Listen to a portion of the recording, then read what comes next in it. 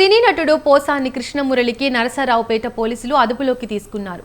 PT వారెంట్తో Rajampet sub జైలుకు వచ్చిన నరసరావుపేట పోలీసులు ఆయనను అదుపులోకి తీసుకొని నరసరావుపేటకు తరలిస్తున్నారు. రాష్ట్ర వ్యాప్తంగా పోసాని కృష్ణమురళిపై 17 కేసుల వరకు నమోదయ్యాయని పోలీసులు తెలిపారు.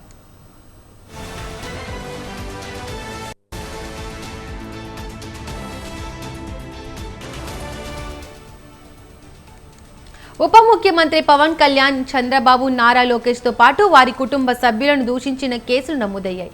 దీంతో ఓబులాపల్లె పోలీసులు అరెస్ట్ చేశారు. రాజంపేట సబ్ జైలులో ఉన్న పోసానిని పీటీ వారెంట్ పై పోలీసులు అదుపులోకి తీసుకున్నారు. పోసాని కృష్ణమురళిపై 153A, 504, 67 IT కింద కేసు నమోదైనట్లు తెలిపారు.